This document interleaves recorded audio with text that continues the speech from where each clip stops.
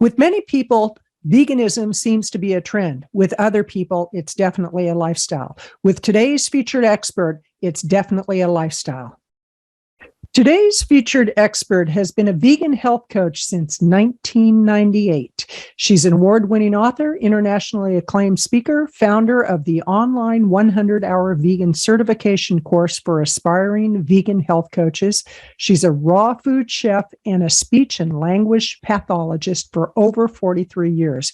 Karen's health coaching specializes in helping women with weight, hormonal, and gut issues, raising the healthiest vegan children, and healing and preventing autism.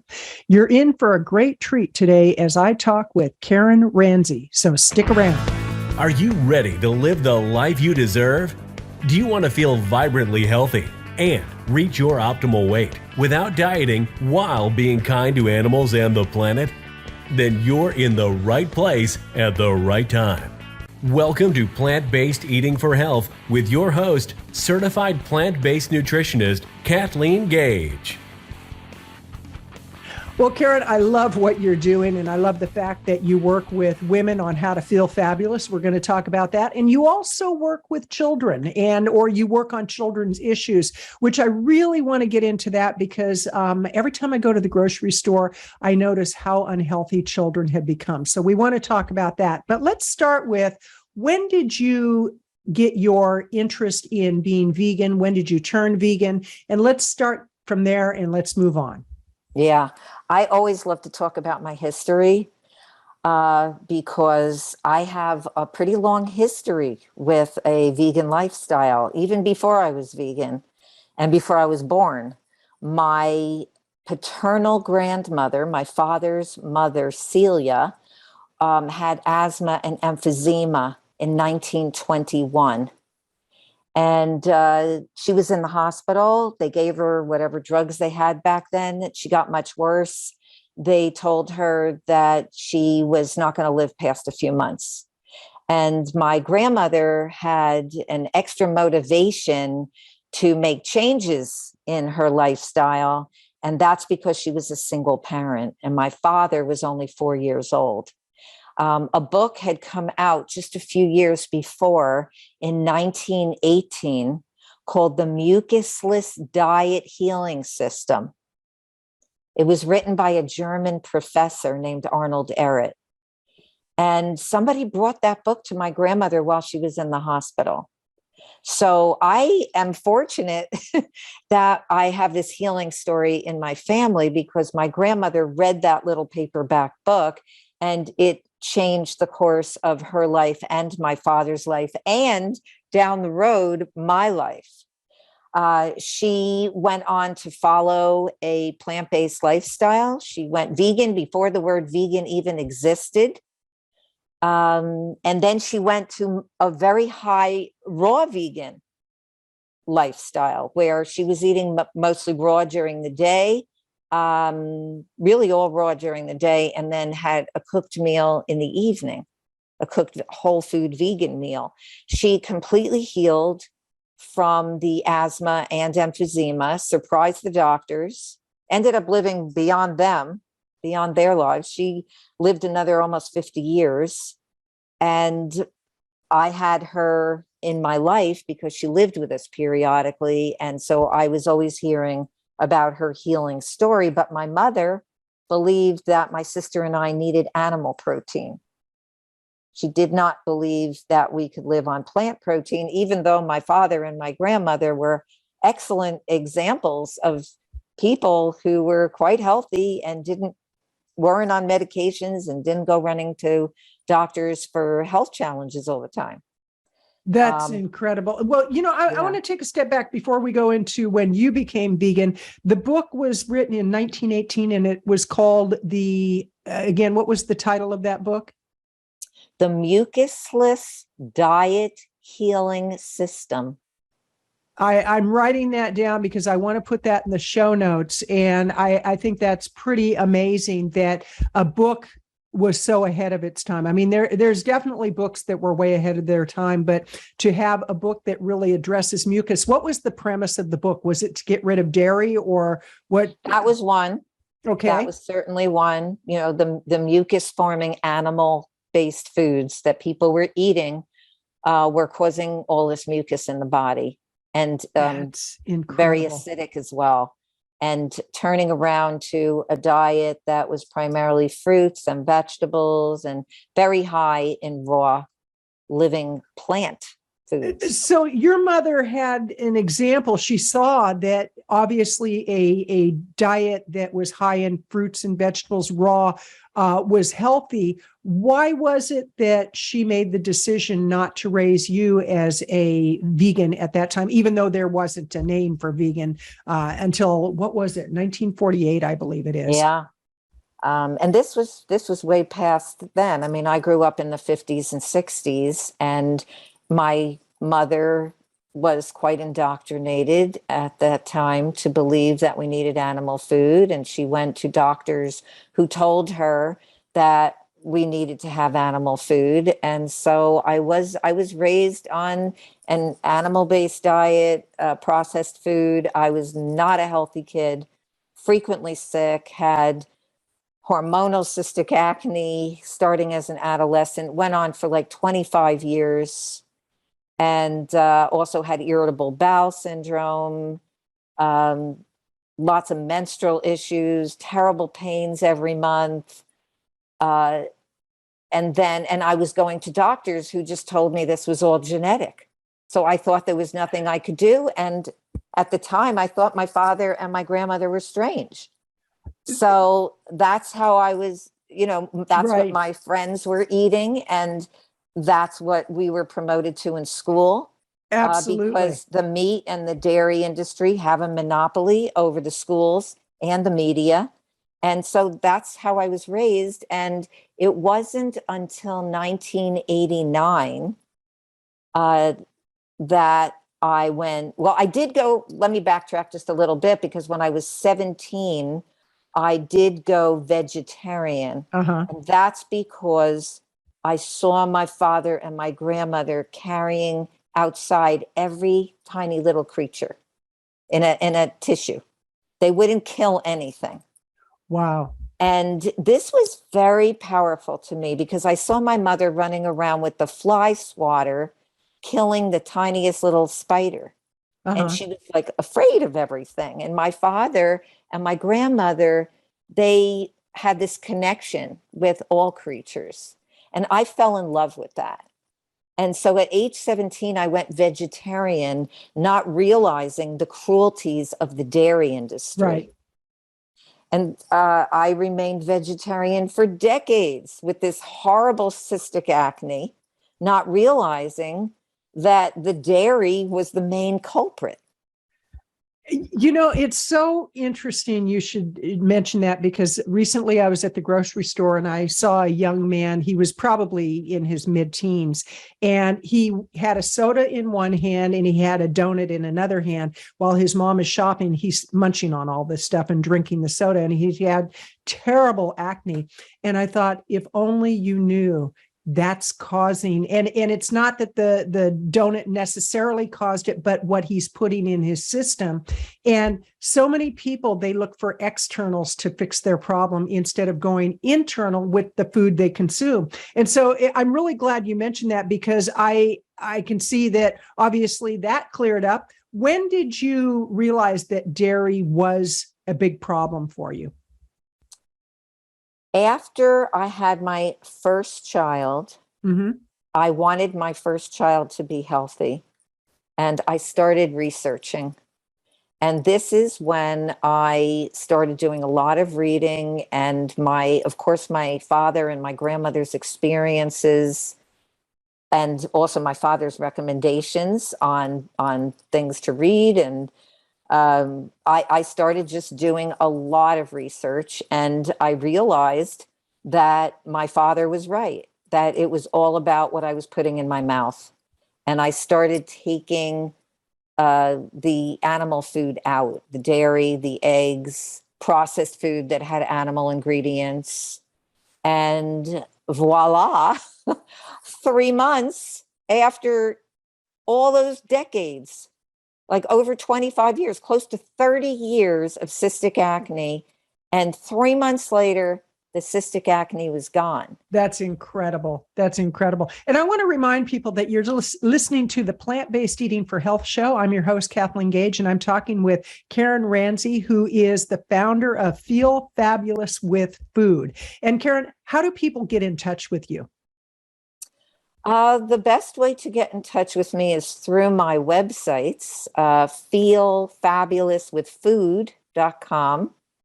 And that's where I have my vegan certification course that I lead for lifestyle coaches who want to get vegan and raw vegan certification, become high quality coaches, and also women who have hormonal and gut health challenges and want to hear how they can set up a free call with me to see how I can help them. And then my other site is superhealthychildren.com. And there I have information on how to create healthy vegan families. Wonderful. And my books are there, Creating Healthy Children Through Attachment Parenting and Raw Foods, and Raw Vegan Recipe Fund for Families, which is 115 very easy recipes. And my new book that just came out in 2021 on Heal and Prevent Autism, Natural Solutions That Work, which is all about plant-based nutrition and raw food. I remember watching a documentary some time ago about this family that had all their children were autistic and, like off the charts. And this nutritionist came in, a plant-based nutritionist, and helped them to change the foods that they were serving. And it was really interesting how addicted to the foods the children were and how unhealthy. And yet, when they went through the process of dealing with the tantrums and the crying and I'm going to run away and all that, the children started getting more balanced to where they didn't have the outbursts like they had. So I love the fact that you have superhealthychildren.com. And we're going to talk about children very shortly, but let's talk about women and hormones. And I was one of the first people diagnosed officially with endometriosis back in 1970, I think it was 72 or 73. And I grew up in the 50s also. I was born in 54. And so I grew up with when TV dinners first became a big popular thing. And it's like, oh, this is the latest and greatest. All the things that are killing us. I grew up on those too.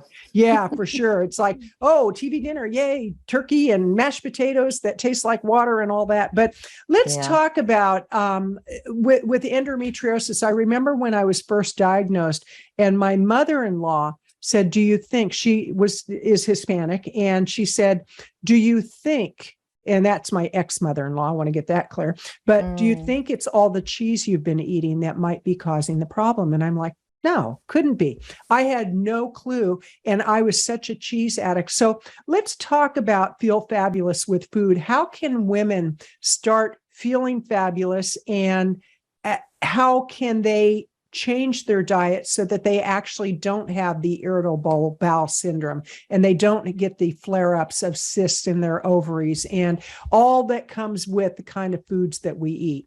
The foods that we eat create everything that is happening within our bodies. Mm-hmm. And so we absolutely must make sure that we are focusing on foods that are going to create happy, healthy hormones.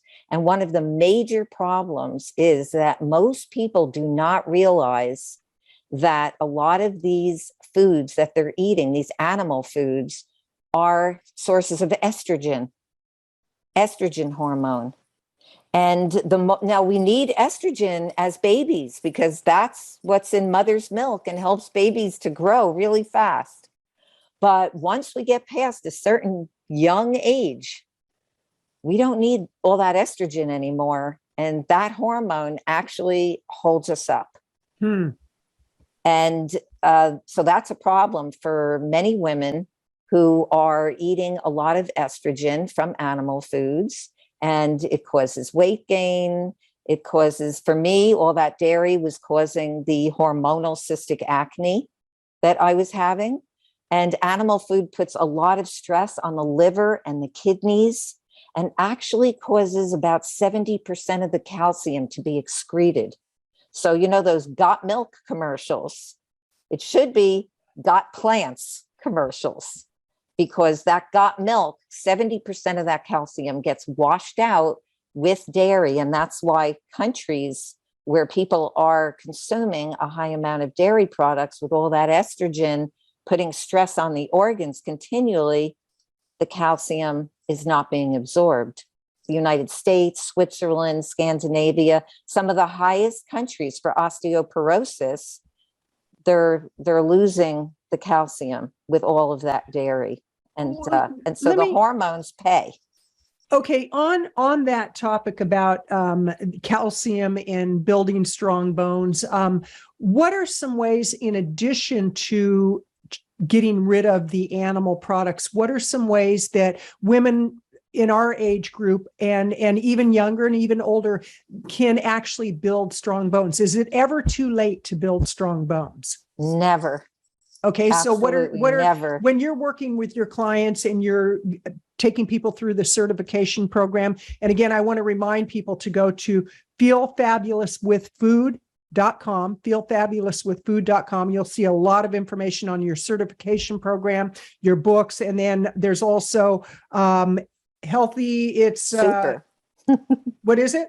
Super healthy children. I'm taking so many notes. I'm writing over the web address. It's like, and I don't have my glasses on. It's like, I can't read my own writing. But okay, so let's talk about ways that as we get older, women can actually build bone strength instead of diminish bone strength. So you want to take the best, highest quality calcium sources into your body for the building of your bones. And what we know from the foods that we're eating in the plant world, some of the highest quality plant foods are the leafy green vegetables. So if we're taking in a lot of leafy green vegetables, and we're also doing significant exercise, and especially in terms of weight resistance, then we can build muscle and bone. And so those are two really important keys. Of course, there are other foods, even some fruits that add calcium and iron. I just recently went for blood work, and the nutritionist, it was a nutrition analysis, and my iron and my calcium were, and my vitamin C as well, were like through the roof. She said she'd never seen such high iron, especially in a woman my age. And I said, I'm sure it's from all the leafy greens and sprouts that I eat. So what are some foods that have a lot of iron in them? What are specific foods that one would eat? Well, all of the wonderful leafy greens. I love romaine. Mm-hmm. Romaine lettuce is really high. Spinach is high in iron, but the oxalates in spinach do bind with iron and calcium for some people. So I rotate. I still love spinach because it is really high in minerals, but I don't eat it every day. I rotate with other leafy greens. Romaine is very low in oxalate and is very absorbable, and great iron, and kale is another one. Lacinato kale, which is the dinosaur kale. It's sometimes called also Tuscan kale. That is lower in oxalate, but any kind of kale. I mean, I just rotate my greens, and it turns out I'm getting plenty of minerals and calcium and iron and all these things that women need, especially as we're getting older. So we want to make sure that we're getting all those. They really help with everything, including the hormones and your gut health. The gut bacteria, they thrive on these prebiotic leafy greens.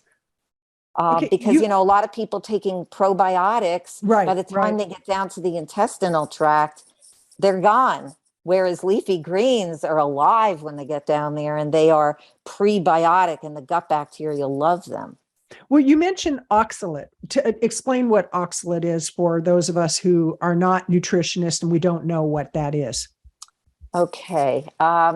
So, to go into a lot of detail would take me a lot of time, But I'm what I 5 years can say- old and you're talking to me like I'm a 5-year-old. So paint me a Okay. picture. So an oxalate is something that when you take a food and it has it in it, it will bind with certain minerals. So in other words, it will make them so that those minerals don't get absorbed. And there are not actually that many foods that contain these oxalates. All right. So spinach is one, chard, Swiss chard. Parsley has some, beet greens, Mm-hmm. but most leafy greens are really fine. And even those, I don't stay away from oxalates. And you'll even hear some of the vegan doctors talking about oxalates and how there are certain foods that contain them and can bind a little bit. But, most people, we really need to have those foods, even if they have oxalates in them. So the key is really just rotation. Well, let me ask you this on people's health and nutrition, especially women. How undernourished and how malnourished are women, even if they've got excess weight? Because a lot of times we assume if somebody has excess weight, they're not undernourished or malnourished, when in reality they can be very much so. And how do you educate people on the fact that your weight doesn't determine if you're malnourished, what you're consuming does? And this is kind of a two-part question, but those women that say, oh, I just don't like fruits and vegetables and I'll just keep eating the way I am, but they know they need to make a change. How do you educate them? I start just by talking about the results that they can have. People aren't going to move. They're not going to budge if they don't think that they're going to get results. And most people do not really believe that what they put in their mouth, that what they eat is going to bring them to the weight that they want, that can relieve them from whatever condition they're experiencing. And I've had a lot of women come to me with autoimmune conditions. And so I'm even talking about, thyroid issues. The thyroid is a very sensitive gland. And when you're bringing in toxins and when you're bringing in all of this food without fiber, and fiber is really key here, that's what causes all these issues. And once they realize that they need to be eating fiber, there's zero fiber in animal food. Zero. There's no animal food that has fiber for proper gut health. And also processed packaged stuff, which 63% of westernized society thrives on processed packaged, basically junk food. Right. And when people learn that that does not contain that important fiber for excellent digestion, which creates the gut health that's going to get them the results that they want, then they are more open and more willing to look at transitioning. And I don't bring everybody to a total 360-degree turn and tell them they have to go raw vegan. What I do is I look at where they're at. I get a food diary. I look at where they're at and I take them in steps to where they need to go to get those results.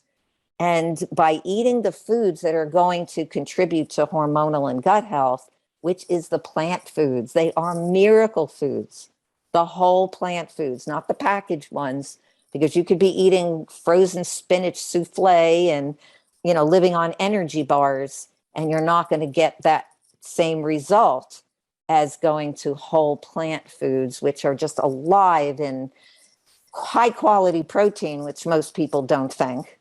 They have so much protein. I mean, even those vegetables that I talked about, those leafy greens are loaded with protein. Spinach by calorie is 49% protein. Kale, 45%. The dark lettuces like romaine, 34% in protein. we're not losing any protein by going to plant foods. I mean, if you include beans, Right. lentils have more protein than beef. So we're not missing protein. In fact, some vegans even get too much protein. Well, and it's so interesting because we've been misled about protein by the meat industry and by the dairy industry. And so much of what people believe to be true is it's all lies, and it's based on profits over people. Now, I know that you work one-on-one with clients who want to get healthy. You also have your certification program for health coaches and nutritionists. Tell us about the certification and what can people expect when they go through your certification program? I started the certification program in 2015 after many years of coaching, because one of my clients wanted more information so that she could go out and help her family, her friends, and even spread that message, because she got very passionate about it when she saw the results in her own health.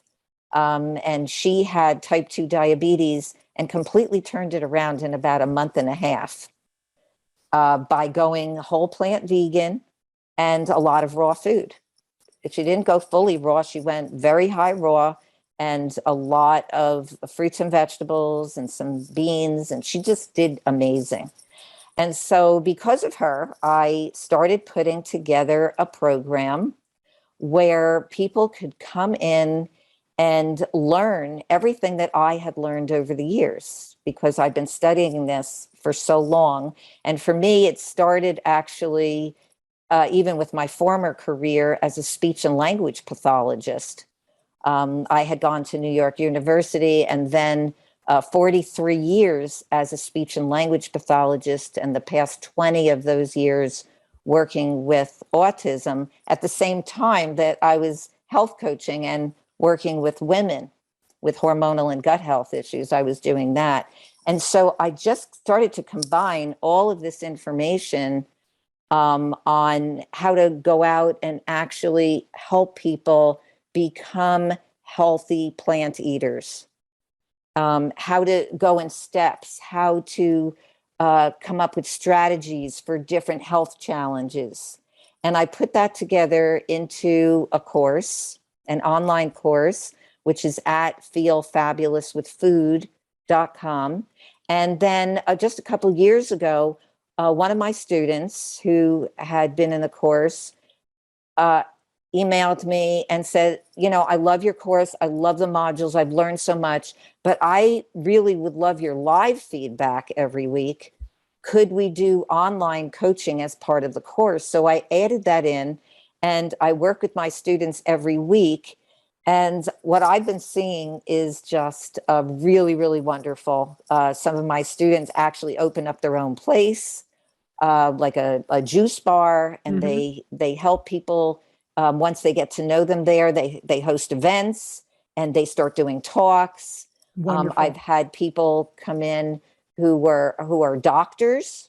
I've had a couple of doctors in my program already, and chiropractors and acupuncturists, and they want to integrate the vegan and raw food coaching into their practice. I love that. I love that because, I think the greatest blessing of the pandemic and the shutdowns is that people started looking for more information on healthy eating.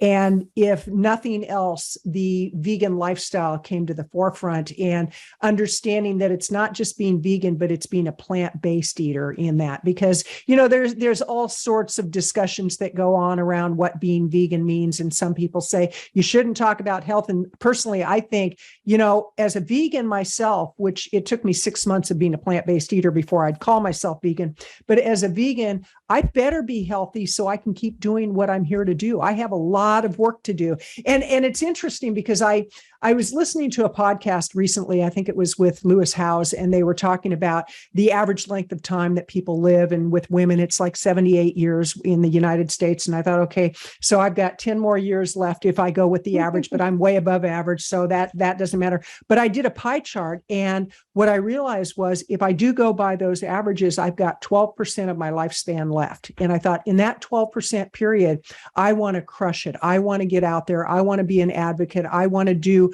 my activism work in whatever way I can do it.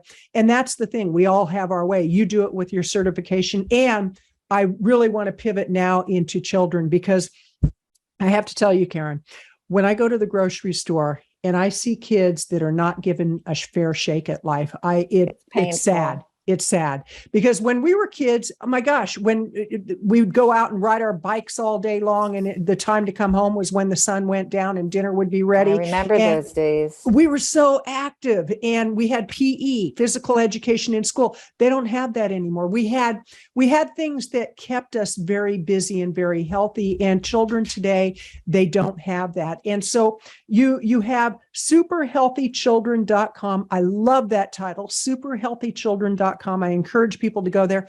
What will people find there? And then let's talk about what parents can do to start moving their children toward a healthier way of living.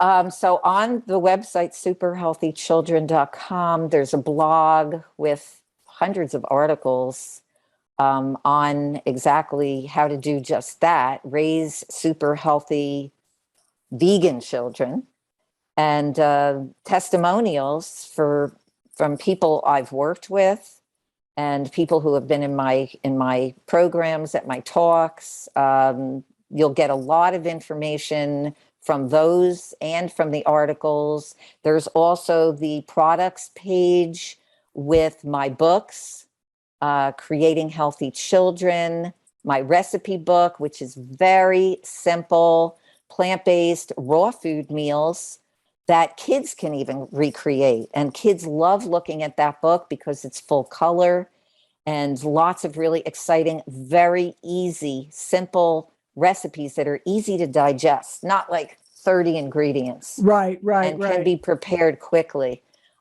So parents have gotten a lot out of that. My original book, Creating Healthy Children, is not all, it's about food, but that's not the only piece of it. That's, of course, one of the most important parts is not only raising healthy children right from the beginning, from pregnancy onward. And in that book, I talk in detail about how to have the healthiest vegan pregnancy and childbirth and the sequence of eating for children.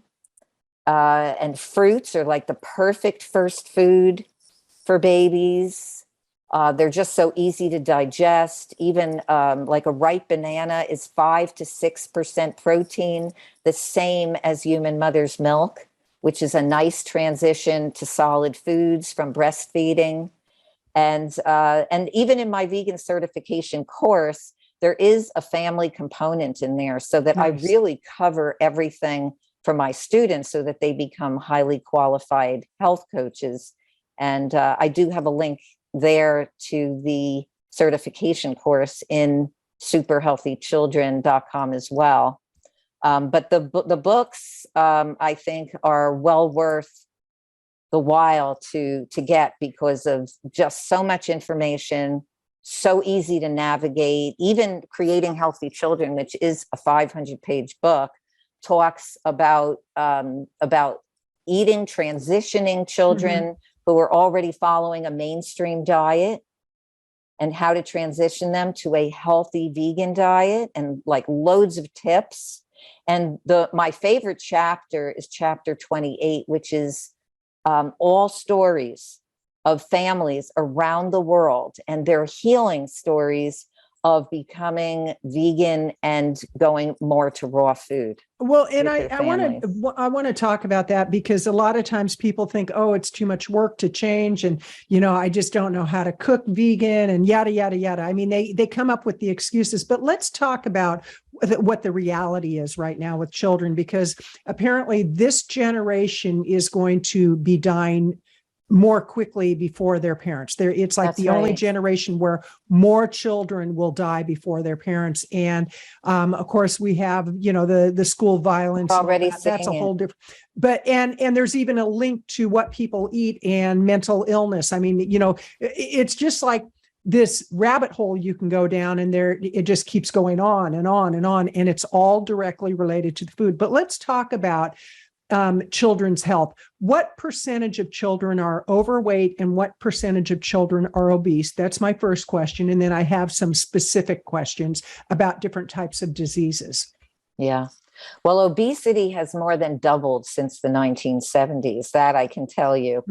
This year, I don't know the exact percentage, but I do know that it has grown so exponentially that we have absolutely got to take a look at it. We can't normalize it.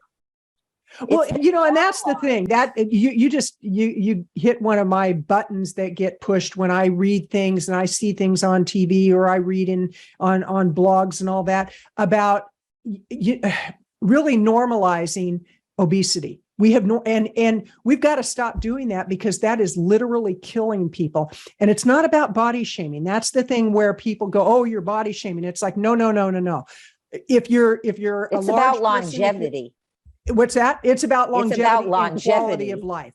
So what are some of the diseases? Because I actually read like 50% of children within a few years are going to be obese. And actually it goes up to like 73%. That's crazy. I mean, it's every year you can see on the data it's that obscene, it's increasing every year. And that's why there was even some research done that even an 8-year-old boy who was obese, when he was interviewed, he considered his weight to be normal and had no understanding of weight concepts. So that's really sad also. And I can say this extremely clearly is that, I was a speech and language pathologist for 43 years. And 43 years ago, when I began as a speech and language pathologist, autism was 1 in 10,000 children. Today, in my state of New Jersey, autism is 1 in 34 children and rising. And why is that? It's not being looked at. A lot of it is linked to what is being taken into the body. And we are eating all kinds of things, glyphosate on Roundup that people don't realize is being the fertilizer that's being used now. High fructose corn syrup is another one. We're also taking in a lot of heavy metals. Right. And so these things need to be looked at. They need to be addressed, and we've got to quit pretending like it doesn't exist. I mean, it's like, and that's one of the things with my show, Plant-Based Eating for Health, which, by the way, folks, you're listening to or watching the Plant-Based Eating for Health show. I'm Kathleen Gage, your host, and I am talking with Karen Ranzi, who is actually, she's got 2 sites, feelfabulouswithfood.com, feelfabulouswithfood.com, and superhealthychildren.com. I love that title because I just so want children to have a long, healthy life, a quality life, a life filled with fun and play that children don't get today. So let's assume that a parent or parents are ready to make some changes with their children. What is the first step they need to take? Because I know that a lot of children are so addicted to fast foods. They're so addicted to processed foods. They're so addicted to the syrups and the sugars and all the processed stuff. How does a parent take their child from that kind of eating into healthy eating? What is your recommendation? Yeah. And it can be overwhelming to some parents. So Absolutely. I always say, let's start super simple. Let's take away the stress of trying to force them. Let's instead become a powerful role model. And the parent learn as much as possible, get the best books that you can. And I recommend that you go to my website, superhealthychildren.com, and take a look at the products page and just learn about different simple recipes that you can prepare and ask your child to try it. So that's one thing. The other thing is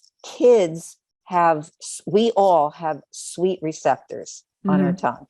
We love sweets, but we don't want to be giving them the junk food sweets because that's not going to serve their gut health. We want to give them the foods that are going to create those healthy gut bacteria, and that is fruit.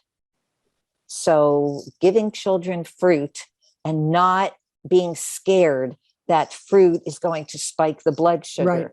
Right. This processed food you're giving them, that's going to spike the blood sugar. That is definitely going to contribute to diabetes and many other illnesses. But it's a myth that fruit is going to be so problematic like that. Fruit has fiber.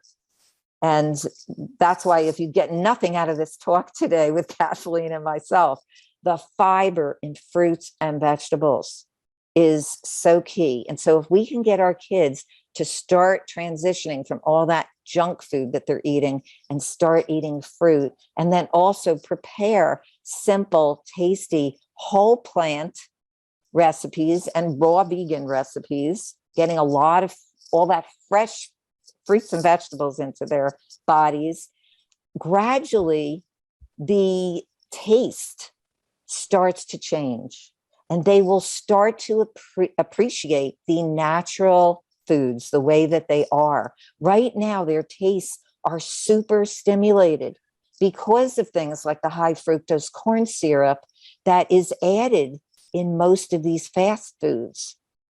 And even all the salt that's added in prepared food, or even home cooked foods in restaurants. The salt creates this fake taste and just constantly brings you back. And also MSG, monosodium glutamate. There's an incredible amount of monosodium glutamate in hidden labeling in many packaged foods, and even added to foods in restaurant foods, and even foods that you might be using at home that you don't realize come from monosodium glutamate, like certain very salty preparations. And so these are all things that as you start getting healthier recipes and you start trying them, you might not initially like them, but there are some transitional ones. Right. Like I do even in my book have a lasagna that's very tasty, and burgers and lots of delicious smoothies. And kids, like I said, the majority of kids will like fruit if you start to have it available. If you don't ever have it available and you think that kids shouldn't eat fruit, then they're not going to have that taste. Absolutely. Well, and you introduce it, they will. Yeah, you just kind of hit the nail on the head with that. It's like whatever you have available is what they're going to consume. And you mentioned something that I know is true for me when I made the change from eating meat and dairy and a lot of it. I mean, I had such an addiction to cheese that I was like, oh, I don't want to give up cheese. But then I realized that for my health, I needed to. And it only took a few days before my taste buds started changing. And I was thinking as you were talking, would you give your kids drugs? And you ask that to most parents and they go, well, no, I wouldn't give my kids drugs. Well, you're giving them drugs if you're giving them processed foods, because actually processed sugar, I don't know which doctor, and several of them have talked about it, the Dr. Campbells and Esseltons of the world, that sugar is more addictive than cocaine, and it triggers things in the brain. And so I really encourage people to visit both your websites, feelfabulouswithfood.com. That's feelfabulouswithfood.com, and superhealthychildren.com. That is so memorable. I love it. Both of your sites are memorable, but that one, because I really have been kind of on a soapbox lately around children, and it breaks my heart to see what children are going through, and that they're getting the diseases that used to be reserved for a small percentage of adults. And now how many people get diabetes? I have a friend who he just had eye surgery, and they are maybe going to take one of his feet off. And he knows about plant-based eating. I've sent him books. I've talked to him, and he had a surgery last week. And he said, I probably should have listened to you more. And I said, it's not too late. I said, it's never too late. The damage to a degree has been done, but you can reverse a lot of that damage. So Karen, in closing, first of all, thank you so much for all you're doing. And thank you for coming on the show. In closing, what are your final thoughts for people? I would just say, put one foot in front of the other and take away the fear of making a change. Margaret Mead says it's easier to change your religion than to change your diet. Ooh. And I think that rings true for many people. But taking that aside, just start to make some moves, because the more whole plant food that you add, the easier it's going to get. And the more you will be able to move away from the animal food and the processed food. And there was also research done recently at New York University showing that if you eat animal food, you are also taking in antibiotics, because Absolutely. the animals are shut up with antibiotics. And so, even if you're grass-fed beef, most, I think, of those animals end up in the same slaughterhouses. We could go in so many different directions. I'm going to have you back on the show, because that's another topic about the antibiotics and how antibiotic resistant people have become. And It's because of what they're consuming. Karen, this has been amazing. Thank you so much for all you're doing. And I want to remind people, you have been listening to the Plant-Based Eating for Health show. I'm your host, Kathleen Gage, and I encourage you, go out, really look at how you're living your life, look at what you're consuming, and look at the legacy that you're leaving for your children, your grandchildren, and all the people around you. This is Kathleen Gage, wishing you a healthy, happy life. Thank you for your commitment to an ethical life through plant-based food choices. The kind of choices that are kind to your body, the environment, and most of all, animals. Be sure to leave a review and rating of the Plant-Based Eating for Health podcast show.